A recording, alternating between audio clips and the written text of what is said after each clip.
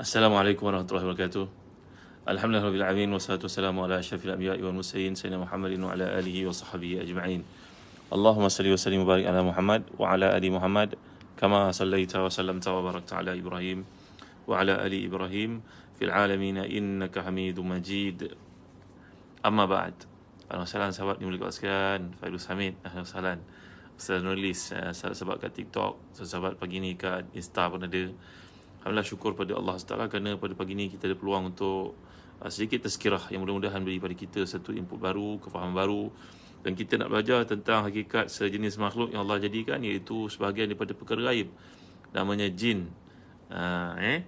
Jadi jin ni mempunyai beberapa ekstrak perkataan jannah, perkataan majnun, perkataan jinnah, perkataan apa lagi, perkataan janin, perkataan jannah. Sahabat Kamal Jamuddin, sahabat Kamal, alhamdulillah semua. Jadi renungan pagi ini adalah daripada ayat ke-29 surah Al-Ahqaf. Dalam tafsir Ibn Katsir, tuan-tuan ada peluang buka jilid ke-8, muka surat ke-554. A'udzubillahi minasyaitonir rajim. Wa yasrafna ilaika nafaran minal jinni yastami'una al-Qur'an. Falamma hadaruhu qalu ansitu. Falamma qudiya wallaw ila qaumihim munzirin. Dan ingatlah ketika kami hadapkan serombongan jin kepadamu yang mendengar ayat-ayat Quran, maka tak kala mereka menghadiri bacaannya, mereka berkata, diamlah kamu untuk mendengarkannya. Ketika pembacaan itu selesai, mereka kembali kepada kaumnya untuk memberi peringatan. Ini cerita tentang golongan jin. Ayat berikutnya, qalu ya qaumana inna sami'na kitaban unzila min ba'di Musa musaddiqan lima baina yadayhi yahdi al-haqqi wa ila tariqin mustaqim. Ayat ke-30, mereka berkata, hai kaum kami, sungguhnya kami telah mendengar Al-Quran yang diturunkan kepada Nabi Musa sebelum ini, iaitu Al-Quran yang membenarkan kitab-kitab sebelumnya, memimpin kepada kebenaran dan jalan lurus. Lihat pada tafsiran penjelasan dikemukakan dalam sahabat dimuliakan Allah sekalian. Hari ni orang suka tengok cerita hantu.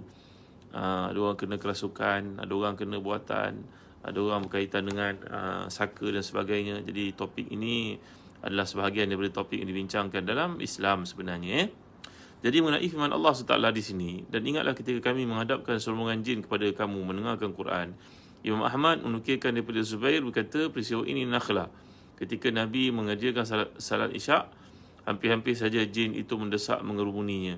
Sufyan berkata, sebahagian jin itu mendesak-desak dengan sebahagian lain, maknanya berpusu-pusu datang jumpa dan melihat Nabi SAW. King Zack alhamdulillah semua. Baik.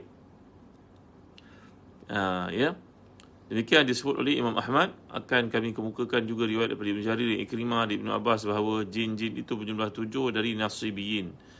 Ini merupakan pendekatan Imam Ibn Katsir. Ketika mentafsirkan satu ayat, maka beliau akan bawa ayat-ayat yang lain, hadis-hadis yang menghuraikan lebih lanjut tentang mafhum ayat itu. Yuana Muhtar, Nuri Suhaida, Hamidah Abdul Wali, alhamdulillah semua sahabat dekat TikTok, King Zack.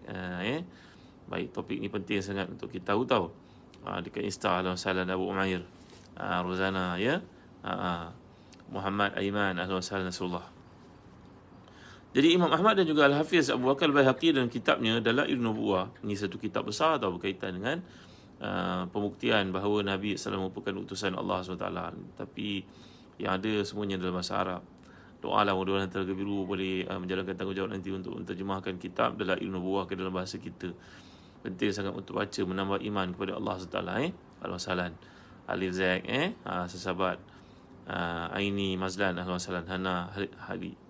Hamna Ali, alhamdulillah. Jadi pernah baginda berangkat bersama dengan beberapa sahabat menuju ke pasar Ukaz. Sedang para syaitan dihalangi di berita langit dan dilempari dengan tahi-tahi bintang hingga syaitan itu kembali kepada kaumnya. Kemudian kaumnya berkata, apa yang terjadi pada kamu? Mereka menjawab, kami dihalang dari berita langit, bahkan dilempar dengan meteor. Kaumnya berkata, kalian tidak dihalangi pada langit dan bumi, melainkan hanya satu yang terjadi. Maka menyebarlah kamu di belahan timur dan barat. Perhatikan apa yang menghalang kamu daripada berita langit dan bumi itu, berita langit tersebut. Ini cerita tentang kelahiran Nabi SAW yang telah pun putusan Nabi menyebabkan segala perkara yang berkaitan dengan perkara gaib yang diputuskan oleh Allah Taala untuk dilaksanakan oleh para malaikat, maka ia telah dihentikan dengan perutusan Nabi kita Muhammad sallallahu alaihi wasallam. apa-apa usaha yang dilakukan oleh syaitan, oleh jin untuk mengetahui perkembangan langit, maka mereka akan Shihab ar-Rasada. Mereka akan kena dengan meteor, dengan tahi bintang yang dia dipanahkan kepada mereka apabila mereka. Alhamdulillah semua Mokhtar, subhanallah salam.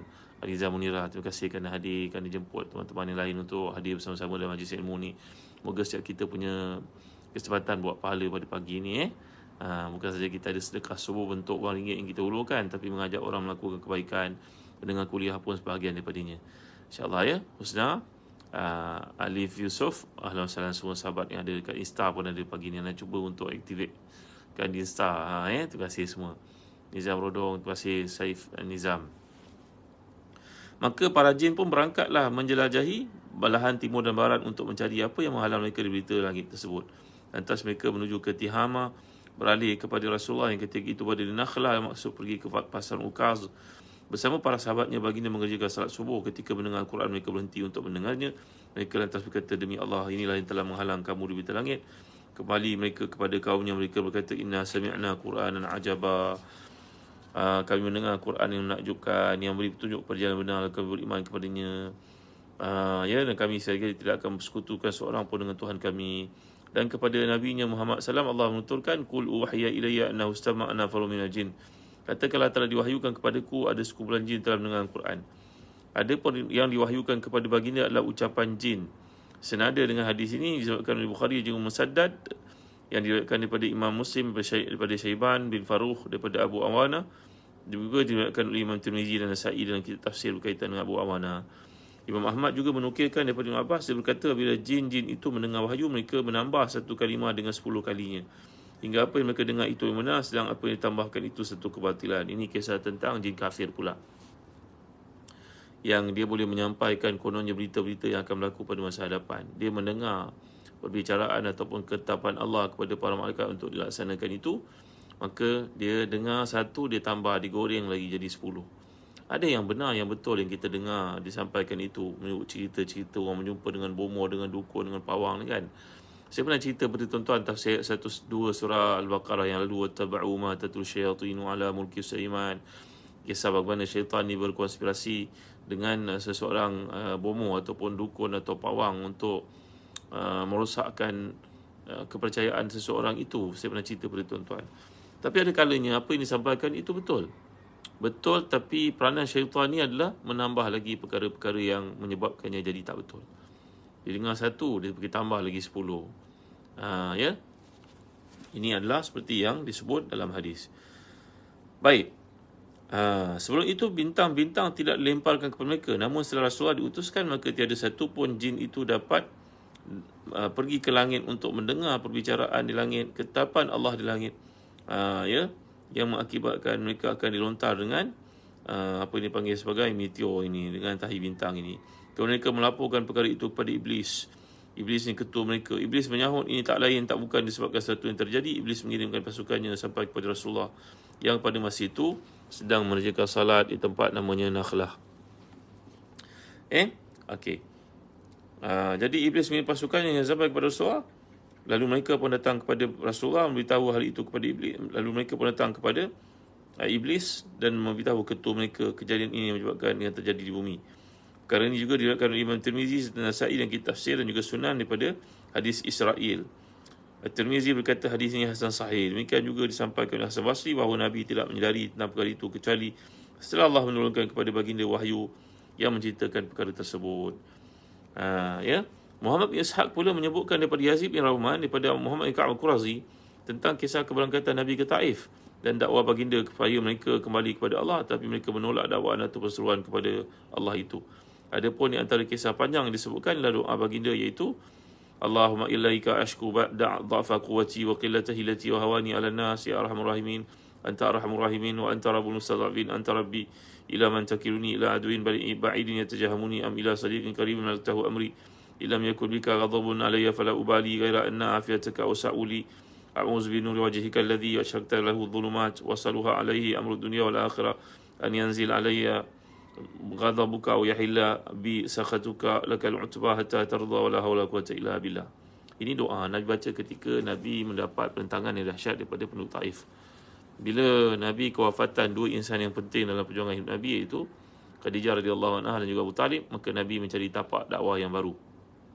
Nabi pergi ke Taif kerana menyangkakan bahawa Taif ini tempat yang sejuk, maka mudah-mudahan orang yang menerima Islam yang dibawa oleh Nabi kita SAW.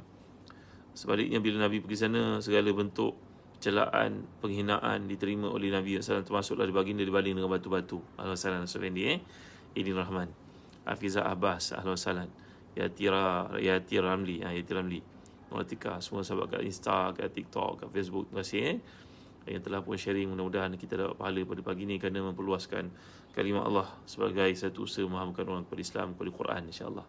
Sindah Alhamdulillah, terima kasih. Jadi bila Nabi mendapat penentangan daripada penduduk Taif ini yang tak disangkakan berlaku demikian, Nabi pun nak beransur pergi bersama dengan bantu baginda nama Zaid bin Harisah. Maka datanglah dua orang daripada orang kafir itu yang punya pengaruh. Dia kesian lihat Nabi, dia ada kebun anggur, Utbah dan Utaibah ni. Maka dia telah pun memberi Nabi peluang duduk dalam kebun anggurnya. Maka dia servekan oleh seorang lelaki berketurunan dari Iraq, namanya Adas. Maka dia ni datang bagi Nabi anggur, kerana kebun anggur ke Taif ni, kalau tuan-tuan pergi, merupakan tempat yang subur dengan tanaman, pokok-pokoknya, bunga-bunganya cantik belaka. Tuan-tuan ada peluang nanti nak pergi umrah, marilah pergi bersama dalam travel. Kami bawa tuan-tuan pergi ke tempat-tempat sejarah ni. Maka bila Nabi dihidangkan anggur, Nabi baca Bismillah. Adas ini melihat dia merupakan hamba khadam milik Utbah dan Utaibah, maka dia pun heran. Dia baca Bismillah. Bismillah ini sama dengan apa yang aku pelajari daripada datuk nenek moyang aku di tempat namanya Ninawa. Di sana ada seorang Nabi dahulu, Nabi Yunus. Maka Nabi telah menyatakan aku dan Yunus itu sama utusan Allah SWT. Nabi Yunus, baik tuan. Salisa alaihi wasallam. InsyaAllah nanti kita tuntut sebelah baik. Jadi apa yang berlaku sekarang? Nabi telah pun dihina dan dihalau keluar dari Taif. Nabi pulang. Dalam perjalanan Nabi berhenti dekat Sail Kabir. Ini tempat yang kalau kita menaikkan umrah, kalau kita naik kapal terbang, tempat ini di atas kapal terbang bertepatan, tempat itu namanya Karun Manazil. Kat situ bagi orang yang datang daripada arah Riyadh, daripada Malaysia, mereka akan bermikat sama ada haji ataupun umrah. Rafazak, Alhamdulillah. Syah Muhammad, barakallahu fikum, Alhamdulillah semua. Aziz, Alhamdulillah, barakallahu fikum, Muhammad Rashidi. Maka Nabi pun berdoa kepada Allah. Doa ni sangat terharu kalau kita baca, tuan-tuan. Kalau kita dalam kesukaran, kita baca doa ni, tuan-tuan. Allahumma ilaika ashku dha'fa quwwati wa qillata hilati wa hawani ala nafsi. Allah, kepada Engkau lah aku mengadu kelemahan aku. Di hadapan aku ini dihina sekarang, wahai Tuhan. Engkau lah Tuhan yang Maha Penyayang. Engkau Tuhan kepada orang yang lemah macam aku. Kepada siapakah Engkau hantar aku? Kepada musuh yang muka masam padaku, ataupun orang dekat yang Engkau telah menyebabkan mereka memiliki urusanku. Jika Engkau tidak marah kepadaku, maka aku tidak peduli. Namun aku percaya kepada keampunanmu yang luas. Aku berlindung kepada cahaya wajahmu yang karenanya kegelapan menjadi terang benderang. Kerana urusan dunia dan akhirat menjadi baik. Aku mohon perlindungan daripada kemurkaanmu. Turun kepadaku keridaan hanyalah milikmu, hingga Engkau meridai dan tipu daya dan upaya, melainkan semuanya dengan pertolonganmu. Nabi baca doa ni dalam keadaan sedih amat sangat. Baginda dengan Zaid pun pulang ke Mekah. Maka dalam perjalanan mereka berhenti di situ. Nabi sembahyang, di situlah jin datang untuk menyatakan keislamannya. Ini kisah dia, tuan-tuan. Baik, siapa golongan jin ni, tuan-tuan? Macam mana kita nak tahu lebih lanjut, Saya baru dapat sebuah buku ni daripada buku yang lalu. Tuan-tuan ada peluang nak baca, bagus. Namanya Selok Belok Alam Jin dan Syaitan. Syekh Wahid Abdul Salam Bali. Syekh Wahid Abdul Salam Bali ni adalah seorang ulama terkemuka dari Mesir yang mempunyai kajian terhadap jin. Baik, di antara perkara yang beliau nyatakan pada muka surat 20, beriman kepada perkara gaib adalah satu fondasi, maknanya satu asas akidah Islam.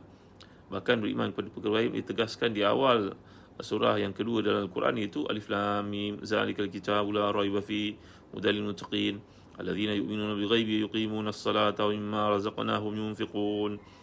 Itu ciri-ciri orang yang beriman ni, beriman kepada perkara gaib, mendirikan salat dan memberikan apa yang kami berikan kepada mereka itu sebagainya untuk disedekahkan, diinfakkan. Jadi perkara gaib ni telah diberi penekanan. Antaranya ilmu tentang jin ini di perkara gaib. Walaupun dia tidak masuk dalam rukun iman, tapi dia adalah perkara yang ditekankan dalam Quran, penceritaan tentangnya ada. Dan saya jelaskan tadi bagaimana jin ini beriman kepada Nabi SAW, sama ada di peristiwa Nakhlah ataupun ketika Nabi pulang dari Taif mengikut riwayat yang berbeza. Terima kasih Azina. Kira star kat anak bagi ni. Terima kasih. Salam kat suami, kat anak. Barakallahu fikum. Terima kasih semua. Baik.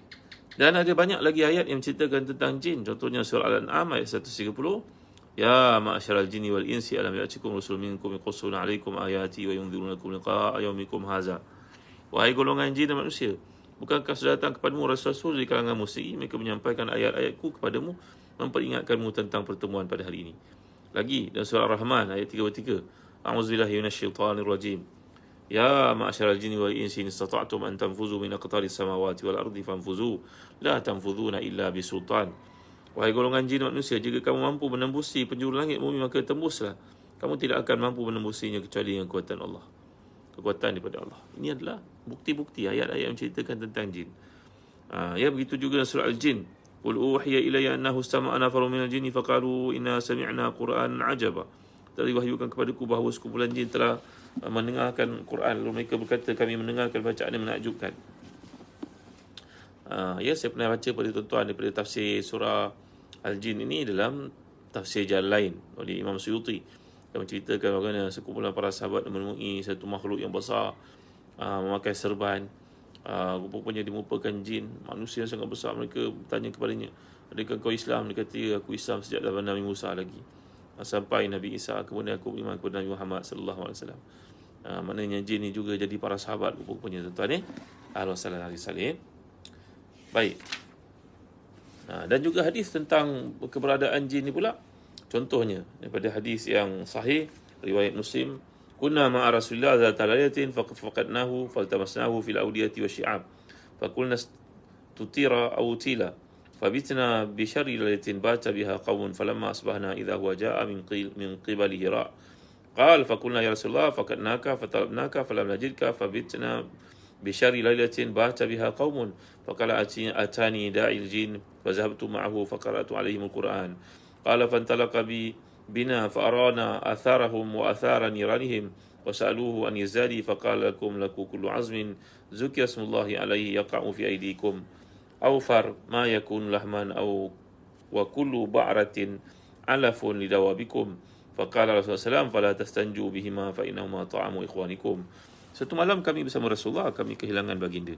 Kami mencari-cari baginda di lembah dan bukit-bukit. Akhirnya kami kata beliau telah pergi atau mungkin terbunuh. Malam itu merupakan malam yang paling buruk yang pernah kami alami. Pagi harinya tiba-tiba baginda muncul daripada arah Gua Hira. Para perawi melanjutkan, kami bertanya, wahai Rasulullah, kami kehilangan Tuhan. Kami cari-cari namun tak berjumpa. Kami mengalami malam yang paling buruk dialami oleh satu golongan. Lalu baginda bersabda, ni para sahabat risaulah tak jumpa Nabi. Nabi ke mana malam tu? Maka Nabi pun menjelaskan, sebenarnya malam tadi datang seorang jin. Dia mengajak aku pergi bersamanya mengajar Quran kepada kaumnya. Ibn Mas'ud melanjutkan, lalu baginda pun beranjak bersama kami memperlihatkan kesan-kesan daripada mereka. Maka mereka bertanya kepada baginda tentang bekal makanan. Maknanya golongan jin bertanya kepada Rasulullah apa yang mereka nak makan. Maka Rasulullah bersabda, bagi kamu setiap tulang yang disebut nama Allah.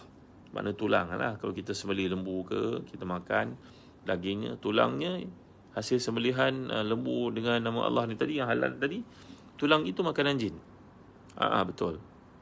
Apa sahaja tulang yang orang Islam makan, yang halal itu, tulang adalah untuk jin. Ya? Maka setiap kotoran haiwan adalah makanan bagi haiwan kamu. Maka segala bentuk macam lembu ke, kambing ke, tahi kambing, tahi lembu, tahi apa lagi, binatang yang kita bela namanya an'am ni, ternakan ni, makanan bagi tunggangan mereka. Maknanya jin ni pun ada tunggangan dia. Jin ni pun ada kenderaan dia. Kalau kita ada lembu, dia pun ada lembu bersih dia. Kita ada unta, dia pun unta bersih dia. Begitu Masya Allah. Baik, Cing Chun Fan Al-Hasalan. Maka jangan kamu berstinjak dengan keduanya, kerana ia adalah makanan bagi saudara kamu. Maka kita diharamkan berstinjak dengan tulang. Kerana tulang merupakan, walaupun dia mempunyai ciri-ciri kesatnya, layak untuk digunakan sebagai alat penyuci kalau tidak ada air. Dia macam batu kan, tulang ni, kalau dah kering tu utamanya. Tapi tidak boleh digunakan kerana Nabi telah menjadikan ia makanan untuk golongan jin Islam.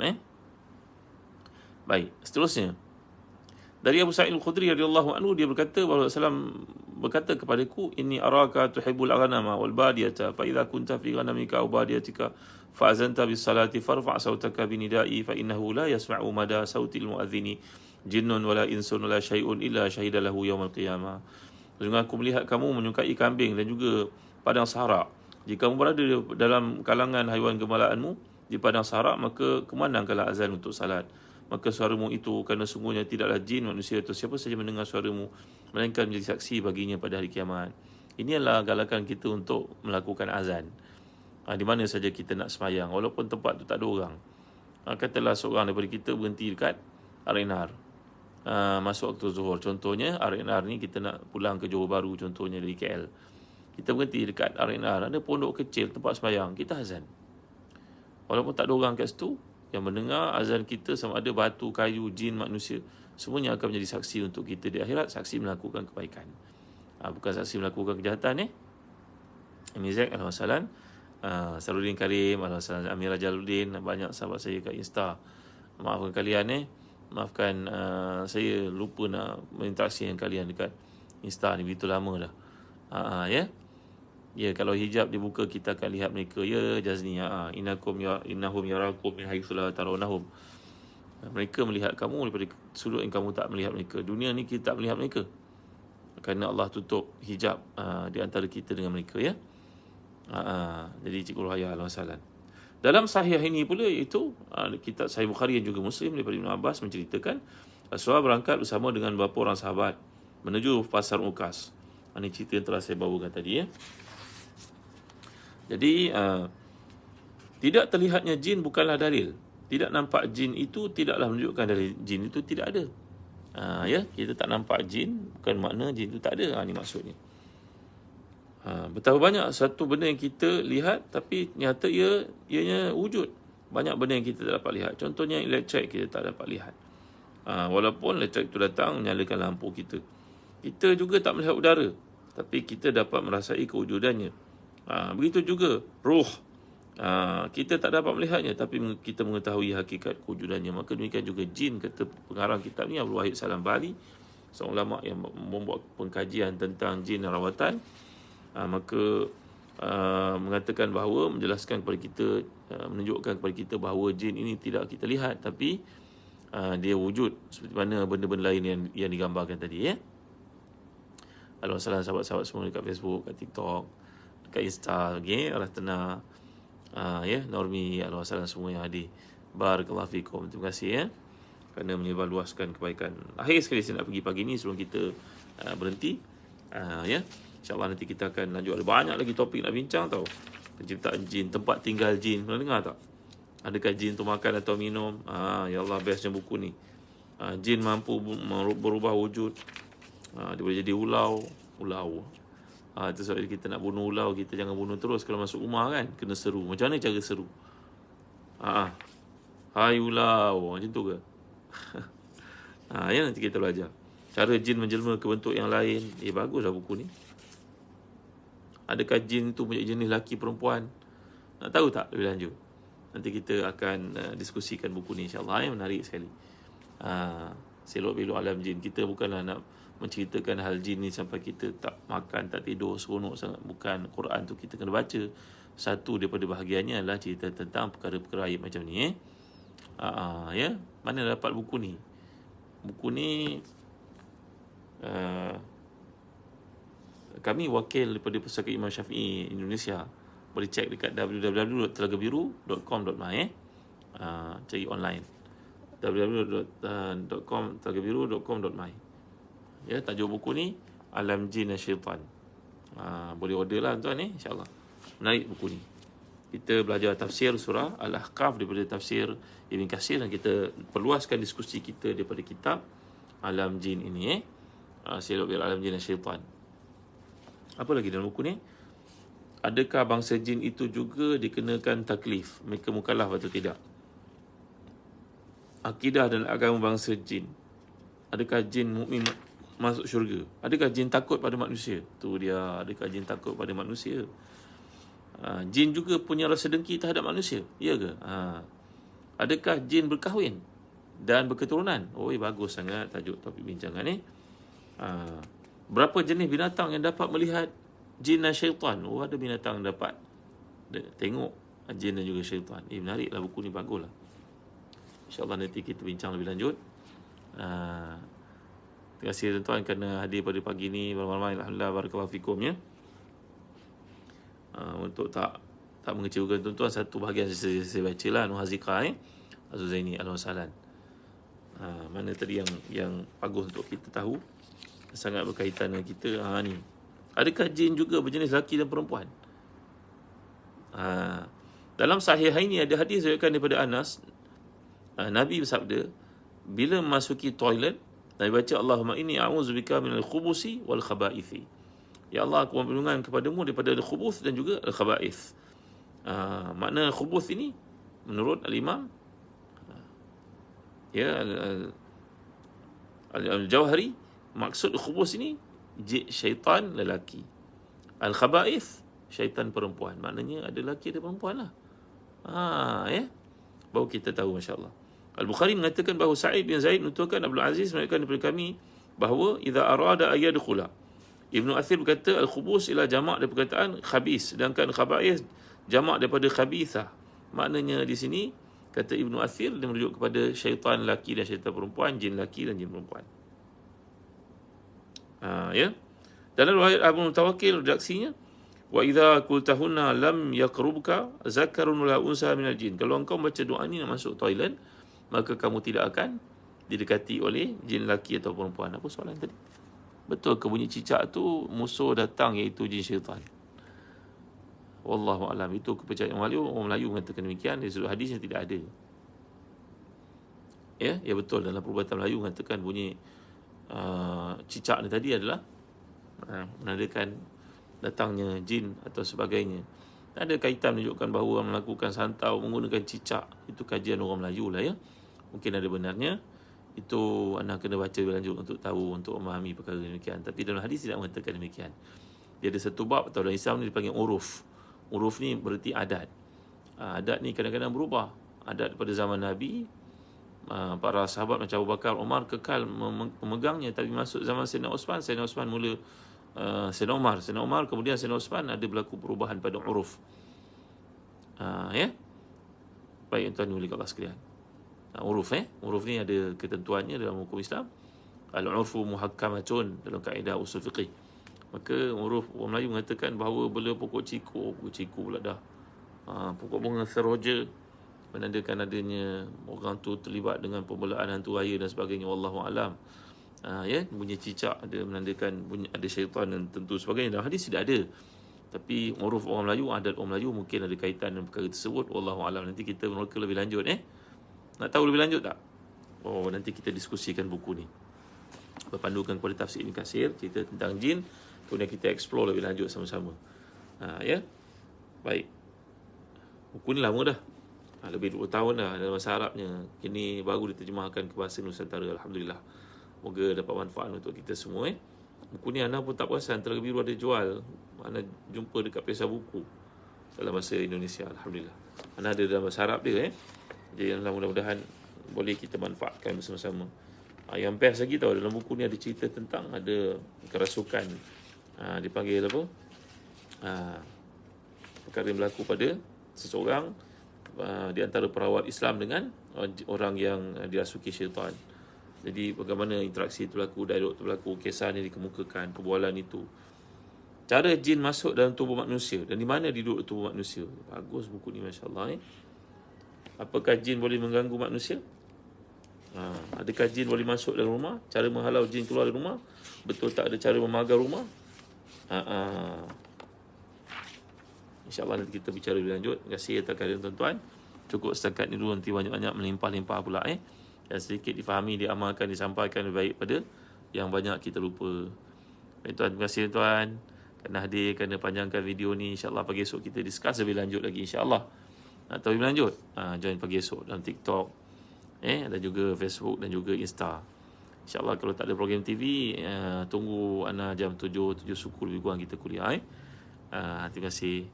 Ada jemputan daripada TV tapi tak ada confirmation lagi. Walaupun kalau Ana tak ada program TV, Ana akan ada bersama dengan kalian kat sini. Terima kasih. Terima kasih Mulia Rajulin, terima kasih Juraida, terima kasih Saliza, terima kasih Murni On, terima kasih semua. Chief Ghali Gumila, terima kasih Mariam Ahmad, terima kasih Hasina Abdul Samad. Tunjuk buku dia sekali yang buku ni. Seluk Beluk Alam Jin dan Syaitan. Dapatkan daripada www.tagabiru.com.my. Boleh order online. Okey, terbalik yang mana? Seluk Beluk Alam Jin. Okey, kita berhenti kat sini dulu. Wassallallahu ala sayyidina Muhammad wa ala alihi wasallam. Alhamdulillah rabbil alamin. اللهم اغفر لنا ذنوبنا ولوالدينا وارحمهم كما ربونا صغارا ولجميع اصحاب الحقوق علينا من المسلمين والمسلمات المؤمنين والمؤمنات برحمتك يا ارحم الراحمين.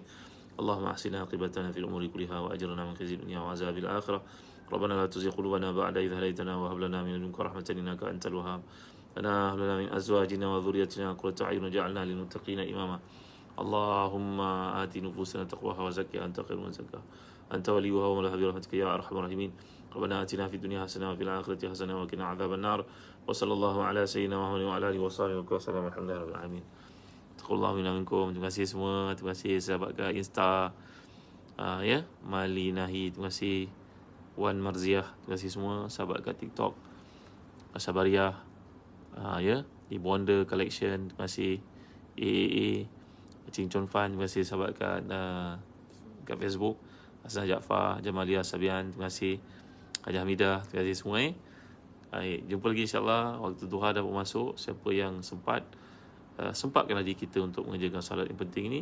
InsyaAllah Allah bereskan segala urusan kita pada hari ini. Terima kasih. Jumpa lagi pagi esok. Tak ada arah, tak ada perkara yang halang. Jumpa pagi esok insyaAllah. Terima kasih Misalnya. Terima kasih.